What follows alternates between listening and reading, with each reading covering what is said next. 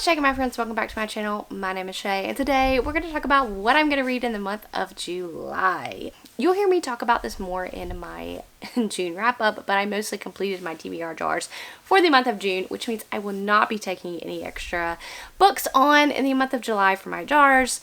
I will be participating in Spiffbo 9 Summer, which is a readathon hosted on the Keymark Discord, which is owned by AR with them. At the time you're seeing this, it is too late to sign up, but this is a readathon that really focuses on Spiffbo 9 books. You don't have to read Spiffbo 9 books to get all your points, but it is mostly focused on lots of people reading Spiffbo 9 books, and I'm going to try to get some in there myself. I would highly recommend, even though it's too late to join in on this readathon probably, I would highly recommend joining the Keymark Discord because they are always doing very fun community-based team readathons that really makes you meet people and just cozy community atmosphere that I love. So I will be participating in that. I'm not sure quite what I'm going to read for that yet.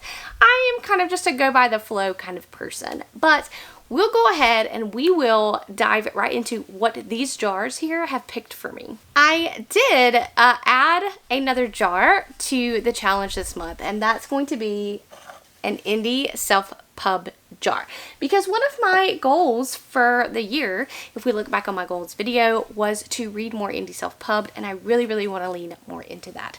So I have added, it's not just fantasy in there, there's romance, mystery thriller in there as well. I implore you guys, if you have indie fantasy, indie sci-fi, indie thriller, mystery, horror, romance, whatever it may be, and you have a suggestion for me to read, please let me know so I can put it in this jar. Because right now, the only things that are in this jar are things that I have seen people talk about or have been recommended to me. I'm not well versed into the thriller, mystery, horror section of self-published, so if you have any recommendations, please let me know. I want to add them to my jar because those are genres I also would like to be reading. Now let's get right on in to the jars for this month. So I'm going to pull 4 books out of each of these jars, which is going to give me a total of 20 books. I am going to then be required, without taking punishment, to read 1 book out of each jar, or else I have to add an additional book the following month. But let's hope I don't do that. I do typically read anywhere from 8 to 10 books per month, so even picking 5 books out of the 20 that I am picking, it allows me to kind of add reads that I need to get to as well. So let's go ahead and start with this series jar. Now I will tell you, in this series jar, there are probably a lot of series that I may have given up on. I'm not quite sure. There's not that many books in this series jar, which is a good thing, which means I'm keeping up on series, or either A, have decided to DNF the series. So I'll let you know if anything comes up of the sort. Okay, so the first pick is going to be Mistborn. So I am on the Lost Metal, and I really do want to get to that at some point soon, so I'm happy that I pulled it out of the jar. Big Boy, The Ember Blade, which I am on the Shadow Casket. Ember Blade was my favorite book of the year last year, and I still have not gotten to the Shadow Casket, mostly because it kind of intimidates me, I guess, with the length. We have the Sapphire Altar, which I'm not quite sure if I want to continue on in this series or not. The first book in the series was The Bladed Faith by David Dalglish, and I gave it 3 stars. It wasn't my favorite, but I may still continue in the Sapphire Altar. And then the 4th is going to be Ash and Sand, which I've pretty much decided to DNF Ash and Sand. So I'm actually going to move this, hold on before y'all get me, but I think I would have to reread the first book because my headspace when I read the first book was not, great. So I think I'm going to go ahead and DNF that series because I don't remember, and with indie books you can't find recaps. So it's very difficult for me to just continue on. So let's pull another one out of series. I get this every month, and a lot of this is because I don't have many series jars in here, but this is going to be Skullduggery Pleasant, which I also pulled last month. So I have the 4 books that I pulled out of the series jar. So we are done there.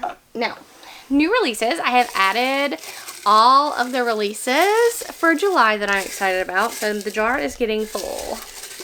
So let's go ahead and pick. Okay, 1. So If you want to see, I got The Daughter of Isdanar, which Isdahar, I don't know how to say that, but I actually have already read this, so we can take that out. So, Reef Road, which, okay, came out in January. For some odd reason, I'm getting a lot of January picks, even though I swear I've like sat here and like mixed them up, done all of this Hulu, but every month I get the January books, and I'm not quite understanding why. There's like 100 books in here at this point. Yeah, I promise I did not plan this, but Fourth Wing. I am interested to see what this book is about, to be quite fair. Oop, A Door in the Dark. I don't know if y'all can see that, but that's by, I think, Scott Rentgen, and it came out in March or April, I think. It's a YA kind of book that I've been interested in. I read Scott Rentgen's Ash, something about the horses. It has the horse on the cover. This is a mystery thriller. I love it when you lie. So those are the 4 from there. Owned. So I recently, because it was my birthday, I hauled a ton of books. I've put them all in this here jar. And I have tried to mix them up. I've taken them out. I've put them back in to try to be fair. Okay. It's like the anticipation is killing me. So I got Daughter of the Beast. So, yay! Fantastic. I will come and tell you guys about that book later, at the end of the video. So that was 1, 2. The Lies of Locke Lamora, which has been on my TBR for 5,000 years, but I'm happy to have it on there. These papers are so tiny. Alright, Retribution Falls, which I haven't hauled yet on the channel, but I did buy it. Another Chris Whitting book here on the channel. Another, y'all, I don't know if y'all can see this. Mountain of Souls by Marcus Lee, which is another Spitfire 9 book. So, that I own, that I have hauled. Alright, so I kept my backlist in this pouch because there are so many of them and they could not fit in the jar very well. So, we're going to pull 4 out of here. Number 1, When Women Were Dragons. So I have been very intrigued and interested in this book for quite some time. Rules for Vanishing, which is by Kate Alice Marshall, I believe. I'm going to pull another one. Oh, I don't know if y'all can see that, but that's the Thursday Murder Club. Another mystery thriller. And then one more out of this one. Here we are. Here's the lucky winner. And it's going to be a romance. It is If the Shoe Fits by Julie Murphy. So, okay. And then we have my indie self-pub book, which is a new addition to the channel, the jars. Number 1. This is and because they're so wrinkled, A Warrior's Burden. I'll have to come back later and tell you guys what these books are about, because half of these I don't know. These just came recommended to me. So, number 2, this is a romance. I know what this is. This is Wait for It, and I believe that's by Mariana Zapata. The Trials of Ashmount by John Palladino.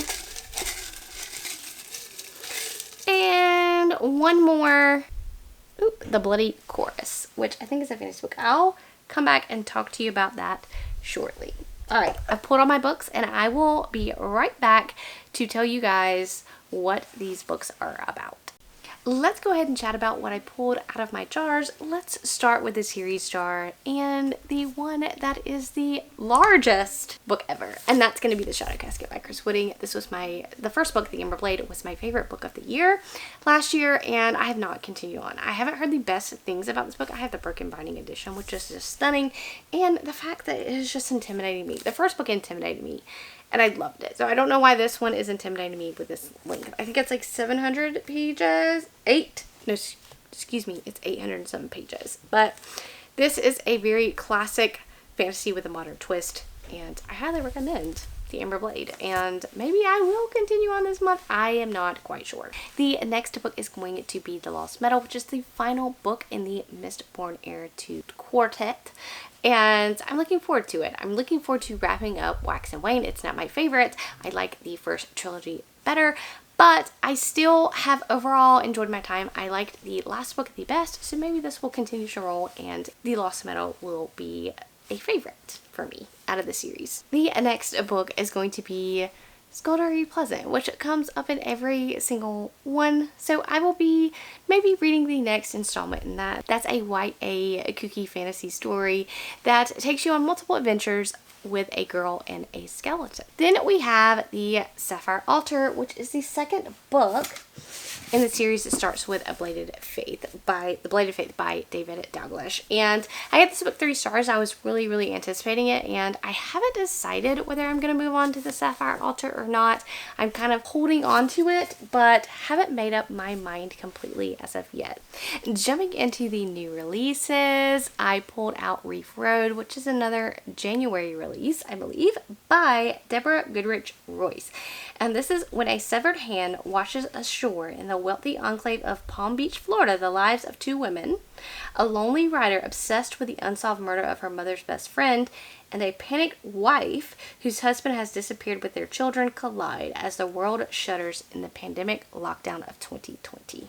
So that is bound to be very interesting if I picked that. I also picked A Door in the Dark by Scott Reitgen, and this is One of Us is Lying meets A Deadly Education, in this fantasy thriller that follows 6 teenage wizards as they fight to make it home alive after a malfunctioning spell leaves them stranded in the wilderness.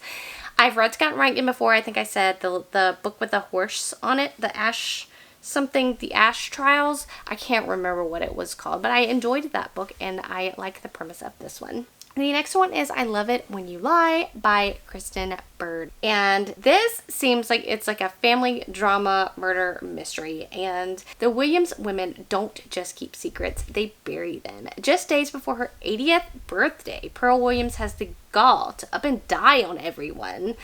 Now her granddaughters must make plans for a proper send-off, all while their own lives unravel a little more each day. And that's all we need to know about that. The last one, of course, I pulled Fourth Wing by Rebecca Yarros. I cannot do this any better. Am I really interested to read this? It's about a dragon riding school, and that's all I need to know. But this is the most hype book I've ever seen. This has, like, last time I looked, like 70,000 ratings and like a 4.69 rating. Like, that is astronomically ridiculous.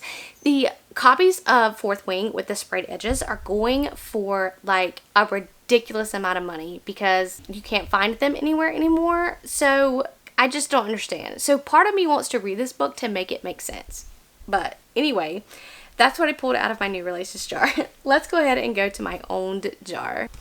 The Lies of Luck Lamora. So this is a high story with some thieveries going on. I don't know. The Thorn of Camorra is said to be an unbeatable swordsman, a master thief, a friend to the poor, a ghost that walks through walls. And it's a high story, and I've been wanting to read it for a very long time. Another book, another Chris Wooding has made it onto this list, and that's Retribution Falls. And Sky Piracy is a bit out of Darian Frey's league. Fate has not been kind to the captain of the airship Ketty J, or his motley crew. They are all running from something. An attack goes horribly wrong. Frey suddenly finds himself the most wanted man in Vardia, trailed by bounty hunters, the elite Century Knights, and the dread Queen of the Skies. So anyway, I'm looking forward to getting into more of Chris Wooding's work. Then I pulled 2 Spiffo 9 books. This could not have gone better. So we have Daughter of the Beast by E.C. Greaves, and fear not the beasts in your stories, for anything can be slain with a stout blade and a stouter heart. When her sleepy village is raided by the Volcari, the fearsome warrior women of the ancient wilds, only Zintail Fairwinter is taken. Claimed as a daughter by their infamous matriarch, Zintail is trained to hunt, to fight, and to kill. And I read the first chapter of this for my Spiffo 9 first chapter reads. If you haven't checked that out, I have been doing that on my channel. Check that out. But I've been wanting to read this, and the whole trilogy is out, and all the covers are stunning. The next book is going to be The Mountain of Souls by Marcus Lee. I read the first chapter of this one as well. Highly, highly, highly enjoyed it.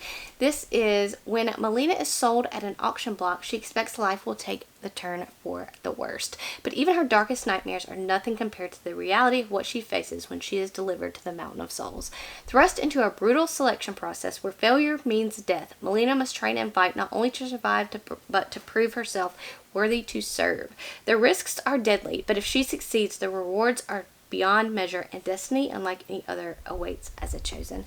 So I liked the first chapter and wanted to continue on. So this month, considering I am participating in Spiff 9 Summer, I am very intrigued to read that one.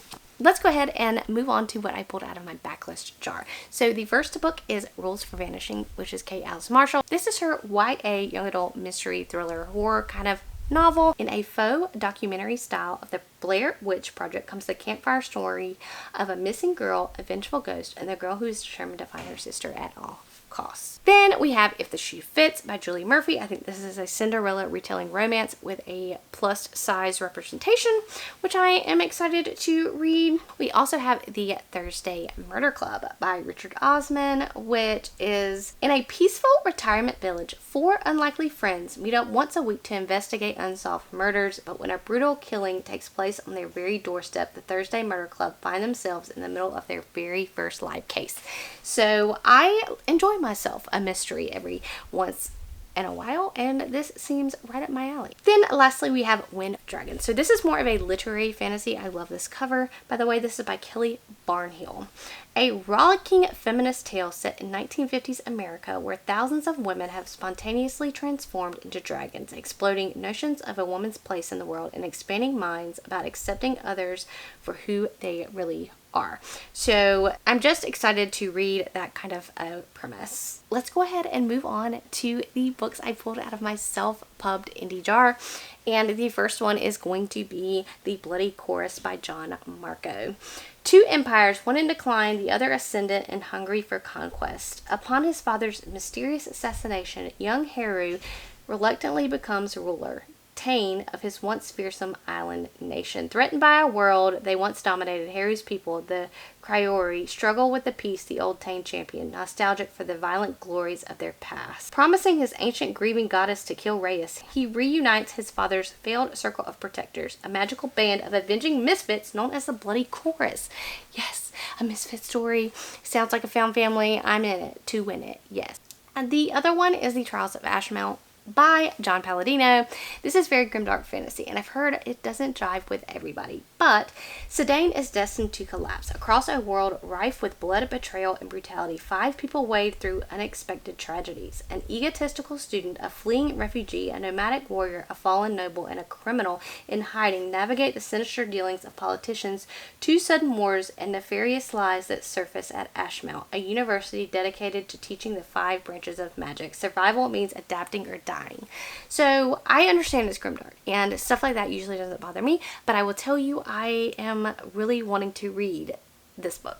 The next one is Wait for It by Mariana Zapata, which is a romance. I love Mariana Zapata. She is the queen of slow burn romance, and I have always wanted to continue with her backlist, and I just never have. So this one is just a romance by Mariana Zapata, and that's all I need to know. Then the final book that I pulled is A Warrior's Burden by Jacob Peppers, and I'm not sure what this one is about. Where he walks, death follows. He was once known as Prince Bernard, ruler of his people and the man who led him in the Fey War against creatures out of myth and legend, beings out of nightmare. A man renowned for his strength, a man feared by his own people as much as his enemies. But there are other names for him too. Kingslayer, Oathbreaker, Traitor, the Crimson Prince, and they are all true. Now he is simply Cutter, a man who arrived at the village of Brighton, a small place on the outskirts of the known lands, where men and women brave the harsh temperatures and freezing winds to survive. A man who brought with him a past full of regrets and an infant child, one he swore to protect. So obviously something's going to happen here, and I am all for it. So bring on all the books this month. I'm super excited now that I've pulled all these to go on into July. I will tell you the only book that I am for sure positively reading this month is going to be Dark Age by Pierce Brown, because I'm continuing on with that so I can read Lightbringer in the month of August. Okay, I think this video is long enough, but Tell me guys what you are reading in July. Have you read any of these books? Tell me if you have any recommendations for me to put in my indie self-pubbed jar. I want to read all the books, and the problem is there's not enough time. But in July, we are going to make some time because I'm off of work for a whole week so that I can read more books. That's so exciting. All right, I'll catch you guys later. I hope you guys have a great reading month.